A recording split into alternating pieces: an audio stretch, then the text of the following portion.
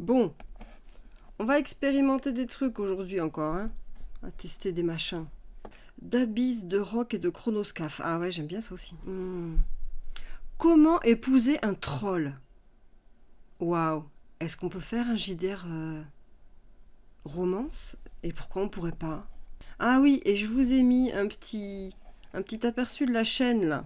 Pour ceux qui se demandent à chaque fois c'est qui JP Couvert. La petite feuille de route qu'on suit quand on fait le JDR, c'est quelque chose que j'ai emprunté à JP Couvert. Voilà, il en parle dans sur sa chaîne YouTube.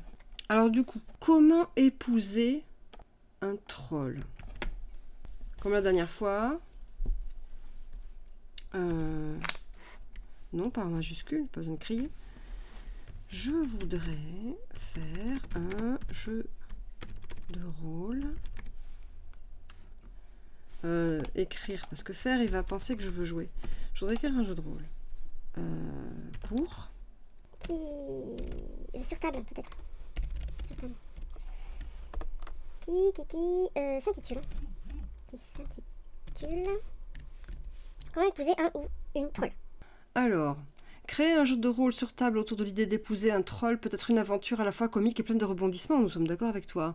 Voici plusieurs pitchs qui pourraient servir de point de départ à votre jeu. Amour et préjugés dans les montagnes brumeuses. Dans ce pitch, les joueurs incarnent des trolls qui tentent de séduire des aventuriers humains venus explorer leurs montagnes. C'est une inversion des rôles traditionnels où les trolls doivent apprendre les coutumes humaines, adopter des manières élégantes et surmonter les préjugés pour gagner le cœur de leur bien-aimé. Oh, mais oh, j'adore ça.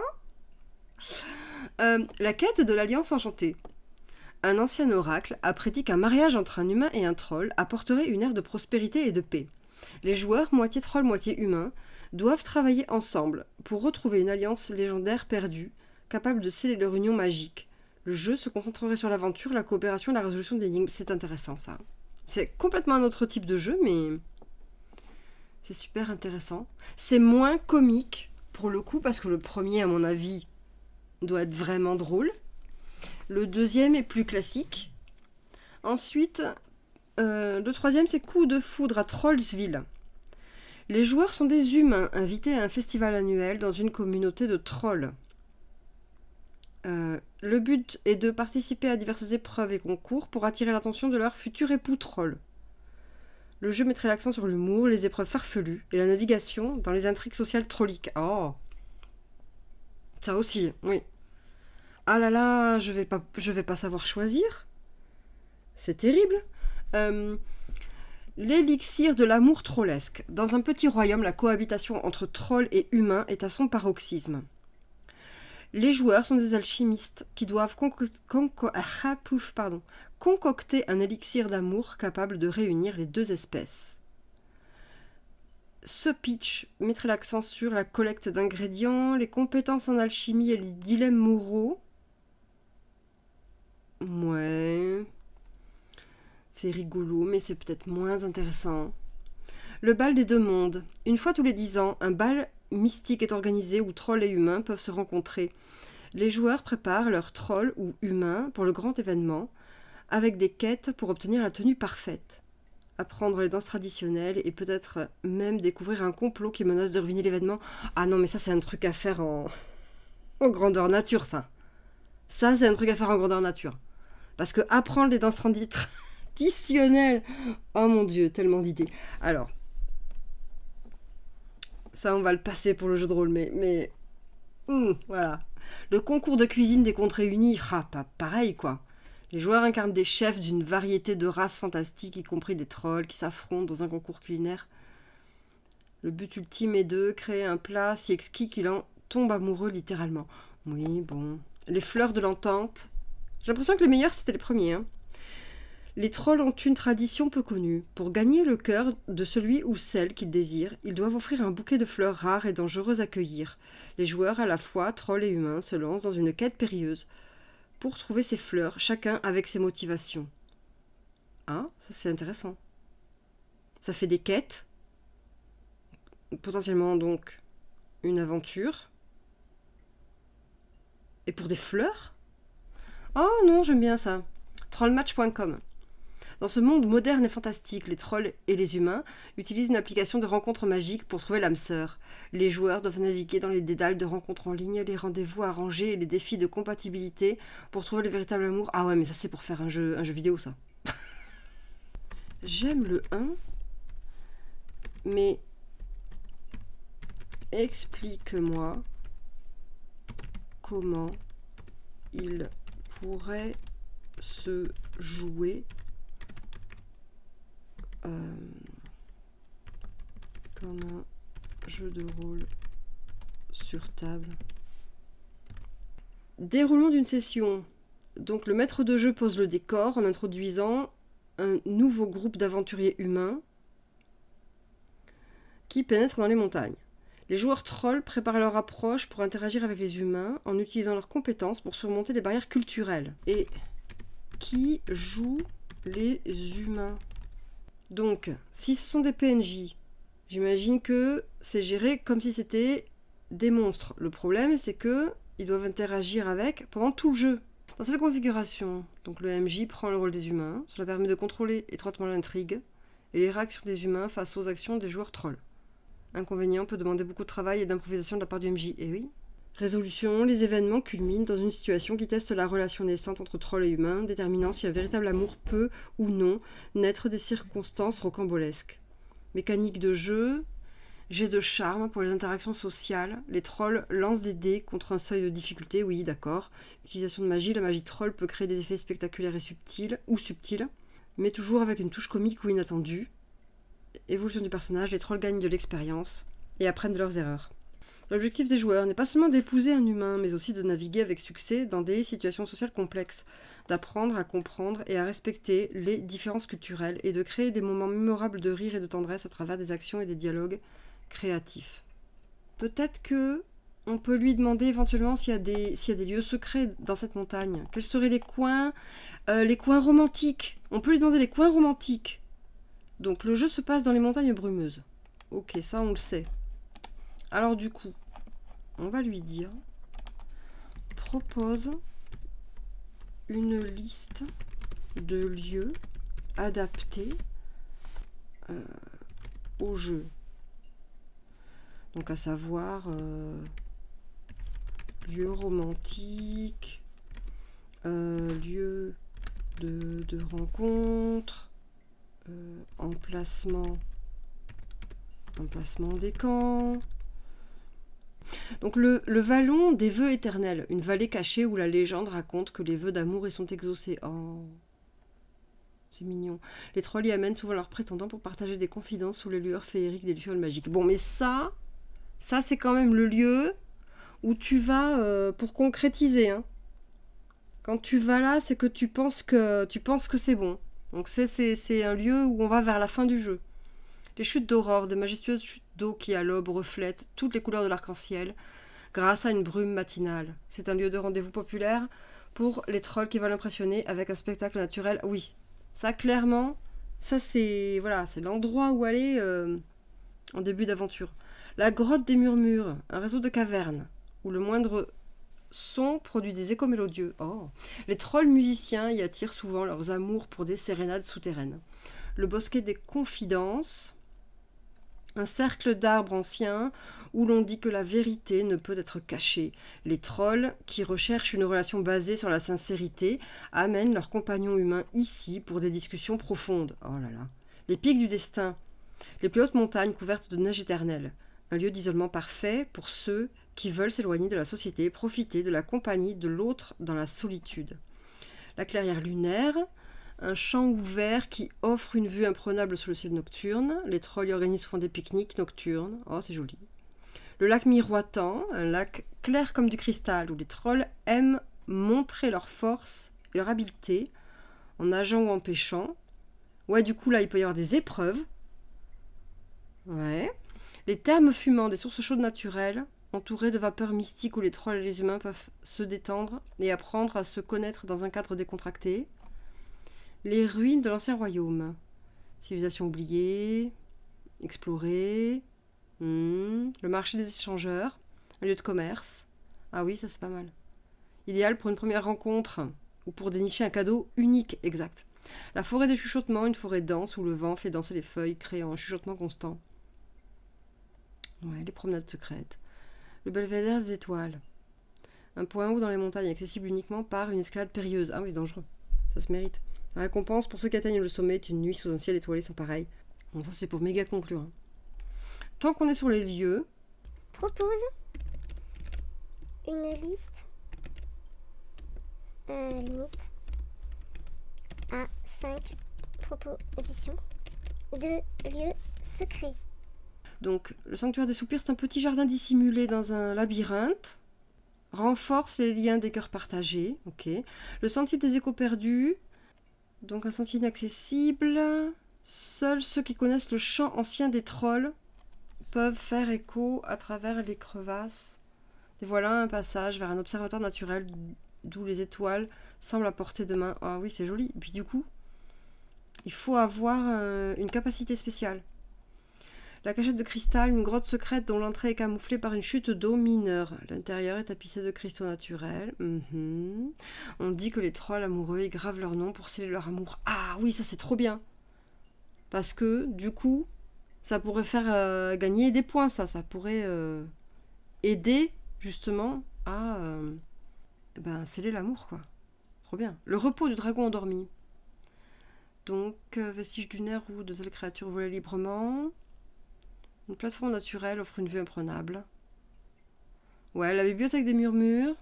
Les livres sont protégés par des charmes. Et ne révèlent leurs secrets qu'aux couples sincères. Ah, ça c'est les preuves de la sincérité du couple. Dur, c'est dur. Ok, donc en respectant le ton drôle et romantique du jeu, propose une liste pas des tours de magie, mais des pouvoirs magiques que les trolls, des sorts, une liste de sorts. Cupitrol. Ce sort fait fleurir de petites fleurs roses sur la tête de l'objet de l'affection du troll. C'est très bof, ça. Ouais, tu me diras, ça peut être très, très représentatif du mauvais goût du troll. Rire de rocher, un charme qui provoque chez la cible un rire contagieux, dont la tonalité grave rappelle le roulement des pierres dans une avalanche, ce qui peut, à mon avis, causer des problèmes. Parfait pour briser la glace lors d'un premier rendez-vous. Ou pas. Charme du chacha des champignons. En jetant ce sort, le troll fait pousser une rangée de champignons qui se mettent à danser, formant un chemin vers le cœur de leur aimé. Frisson des frôlements furtifs. Un sortilège qui envoie une brise légère et chatouilleuse autour de l'être convoité, imitant la sensation d'un frôlement affectueux. Wow, wow, wow. Wow. Consentement. Berceuse de la brindille. Le troll entonne une mélodie qui fait onduler les branches des arbres, créant une musique douce pour endormir doucement sa bien-aimée. Éclat des mois, lorsqu'il est lancé, ce sort fait scintiller la peau du troll. Ah ouais. Potion de parole pétilleuse. Pétilleuse ? Ce breuvage magique donne à la personne qui le boit une voix mélodieuse et un mot d'esprit irrésistible pour toute la soirée. Murmure du mistral mignon. Un sort qui permet au troll de murmurer des mots doux, qui semblent être portés par le vent, directement à l'oreille de la personne désirée, peu importe la distance. Propose une liste des problèmes que peuvent rencontrer les trolls avec les coutumes humaines et vice. Est-ce qu'il comprend si je lui dis et vice versa? Voilà, les malentendus culturels. Problème des trolls avec les coutumes humaines. Monogamie mystifiante. Dîner déroutant. Danse délicate. Rituel de rencontres ratées. Ah oui, mal interpréter les signaux de flirt. Cadeau confus. Ah ouais. Et problème des humains avec les trolls. Festivité fracassante. Étiquette d'exubérance. Séduction par sculpture. Les trolls peuvent essayer de séduire un humain en sculptant son portrait dans le rocher. Odeur overwhelming. Les trolls aiment parfois s'enduire d'odeurs attirantes, entre guillemets, qui sont tous sauf séduisantes pour les narines humaines. Déclaration directe. Ok. Ouais, c'est rigolo. Donc propose une liste des preuves que les trolls pourraient s'organiser pour montrer leur talent à leurs ennemis, pour les séduire. La joute des jongleurs de rochers. Ah ouais, bien. La course des conteurs. Un défi où les trolls racontent des histoires. Ah, ça pourrait être sympa. Chaque joueur troll raconte une histoire. Et potentiellement, s'il y a des joueurs humains, ils votent pour savoir quelles histoires ils ont préférées. Ou ils choisissent leur candidat préféré. Ce serait un truc en mode... ça pourrait presque s'organiser comme... pas qui veut épouser mon fils, mais un truc de télé-réalité. Un truc de télé-réalité troll, humain. Ce serait rigolo. Le festival de la fleur furtive. Ah oui, donc d'aller trouver une fleur, cueillir une fleur. Et ce serait pas facile. Le duel des délicatesses culinaires. Ah ouais, un concours de cuisine. Ok, oui. La chasse au trésor. Ah oui, une chasse au trésor aussi. Ramener un objet secret ou oublié. Ramener un trésor. Le marathon de la mélodie. Une balade romantique en l'honneur de leurs prétendants. Ils utilisent des instruments de musique improvisés. L'épreuve de l'endurance enchantée. Donc, un parcours semé d'obstacles magiques qui testent à la fois leur force physique et leur ingéniosité. Oui, ça peut être une partie aventure qui peut être chouette. Le ballet des bâtisseurs. Les trolls doivent construire une sculpture ou autre objet d'art à partir d'éléments naturels. Je vais lui dire, propose une liste de secrets que les PJ pourraient avoir et qui serait un frein à l'amour et qu'ils doivent à tout prix dissimuler. Une ancienne malédiction, une obligation familiale, une allergie étrange, un cœur déjà pris, ce serait terrible. Peur inavouée, une mission secrète, héritage troublant, faux prétexte, pouvoir incontrôlable, dette omineuse, ah oui. Alors, qu'est-ce qu'il nous dit sur les dangers, les pièges? Ah oui, ça c'est pas mal. Ah oui, les racines de la dispute. Bah, mais non, qu'est-ce que tu racontes? Il se froisse tellement facilement. Parfois, tu lui poses des questions et il dit non, ça viole la politique de contenu, blablabla. Arrête. On a les fleurs du sommeil. Ouais. Le miroir de l'amour exagéré. Ah, fait croire à la personne qu'elle est irrésistible. Excès de confiance, aïe, oui. Ça peut être... La fontaine de la jalousie, terrible. Les racines de la dispute. Et oui, ça c'est terrible. La grotte des échos. Une grotte qui répète les derniers mots prononcés avec des distorsions, risquant de transformer les mots doux en insultes ou les déclarations d'amour en ridicule bégaiement. C'est surtout que ça pourrait transformer les déclarations d'amour en déclarations d'autre chose et ça, ce serait terrible. Le pont du vertige. Une illusion de chute libre. Oh, la panique. Oui, mais du coup, ça peut être bien. Parce qu'imagine, ton être aimé a le vertige et tu viens pour le sauver. Le bouquetin fantôme. Un esprit taquin sous forme de bouquetin qui charge les aventuriers, les forçant à sauter et à se déplacer de manière absurde pour éviter une menace qui se révèle finalement inoffensive. Ça, c'est rigolo. Mais ça peut interrompre un moment amoureux. Le siège du flatulent. Ok. Le brouillard de l'égarement. Donc ça crée des illusions pour en faire croire aux PJ qu'ils sont poursuivis par une horde d'insectes. Oui, le troll amoureux, une statue de troll qui, si on lui fait un baiser, s'anime et prend le PJ pour son grand amour, le suivant partout et créant un triangle amoureux complexe et comique. Propose une liste d'équipements possibles.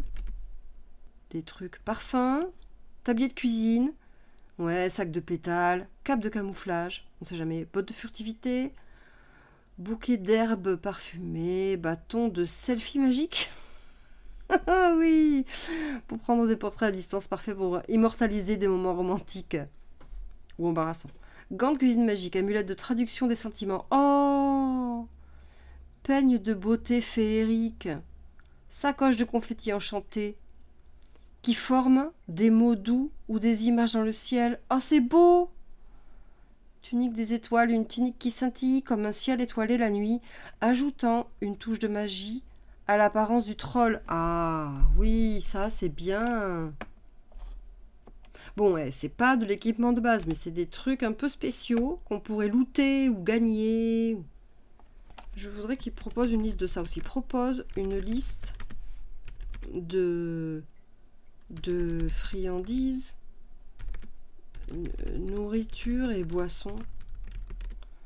Donc à la fois appétissant et source de situations amusantes. Gâteau de pierre levée, élixir de rire pétillant, truffe de terre enchantée, hydromel de l'harmonie, c'est bien, c'est varié, sucette de quartz de grotte, potion de passion piquante, fondue de roche volcanique, crème glacée des neiges éternelles, fruits de l'arbre à souhait, bière de brume, champignons lumineux et miel de fée. Propose des objets susceptibles d'être trouvés par les PJ. La boussole de coup de foudre. Ouais, pour trouver... Et le problème, voilà, l'appareil est capricieux et change parfois de direction au pire moment, compliqué, ouais. Parapluie de charme céleste, protège de la pluie, mais aussi crée une aura de lumière autour du porteur, le rendant attirant. Tapis de danse envoûtant, ouais, lunettes de vérité amoureuse, ah, hyper utile ça. Parce que du coup, tu peux vraiment voir si la personne, elle est vraiment intéressée ou pas. Ça, c'est très utile. Chapeau de séduction. Augmente le charisme de celui qui le porte. Malheureusement, il a aussi tendance à attirer les oiseaux qui tentent de nicher dedans. Anneau de langue des fleurs. Ah, ça peut être utile. Décrypter. Il faut savoir décrypter les métaphores fleuries. Oui, quand même pas simple. Sac à malice. Toujours utile. Pour détendre l'atmosphère. Pendentif du destin partagé, un bijou qui lie le sort de deux individus pour une journée. Ça peut ne pas être simple. Cape d'invisibilité de dernière chance, une cape qui peut rendre invisible, mais seulement quand on ne bouge pas et retient son souffle. Oui, elle est connue celle-là. Parfaite pour échapper à un rendez-vous qui tourne mal. Cristal de souvenir, un cristal qui enregistre un moment et le rejoue en lumière et en son quand on le souhaite. Oui, il y a ça dans Star Trek. Parfait pour se remémorer un moment romantique ou indice crucial. Pierre à potin! Une petite pierre qui murmure les derniers ragots de la région, utile pour les missions d'espionnage ou simplement pour animer la conversation. Ah là là, oui, un truc qui a enregistré machin, qui dit que truc est une salope et tout. Ah là là, la pierre à potin! Mais incroyable! Ça, parfait, incroyable en jeu ça. La pierre à potin. Ok, je veux des potins. Carte du lieu des premiers rendez-vous, c'est sympa. Attends, je veux des potins de la pierre à potin. Et voilà, la pierre à potin. Et je vais te montrer aussi le truc... Le coup de foudre du chef. Il paraît que le chef des trolls, Grondar Cœur de Roche, a été vu en train d'offrir un bouquet de lichens luminescents à l'apothicaire humaine. Les fleurs se seraient illuminées à leur toucher mutuel. La recette secrète, on raconte que la vieille Greta, l'humaine qui tient la taverne, détient une recette de tarte aux myrtilles qui rendrait n'importe quel troll docile comme un agneau. Serait-ce de la magie ou juste de la pâtisserie exceptionnelle? Le trésor perdu... Hop. Des rumeurs circulent qu'un trésor enfui est caché. Ah ouais, tu peux avoir quand même des trucs utiles aussi. La pierre, elle peut connaître des trucs. L'amoureux est conduit, il semblerait que le jeune troll Yorick Cœur Tendre ait écrit une ode à sa bien-aimée. Mais l'a accidentellement adressée à la mauvaise personne. Non! Non, Yorick! Donc du coup, l'élixir de jouvence, Madame Zinnia, la sorcière des collines, a concocté un élixir qui peut faire rajeunir de 10 ans. Mais attention, le dernier qu'elle a essayé est redevenu enfant pour 48 heures. C'est elle, détective Conan. La potion d'amour, le troll qui parle aux oiseaux, le mariage mystérieux. On dit qu'une cérémonie de mariage est en préparation entre 2 familles influentes. Je trouve que l'idée est, voilà, absolument hilarante. Et je trouve ça très rigolo. Donc voilà, dans le sens où tu dois investir pour parvenir au but, tout en essayant de déjouer les plans des autres. Créer des alliances, c'est stratégique mais suffisamment léger pour pas devenir un risque de bachelor. Oui, tout à fait, voilà, c'est ça, oui. Je suis d'accord. Ça reste un truc facile à gérer du point de vue joueur.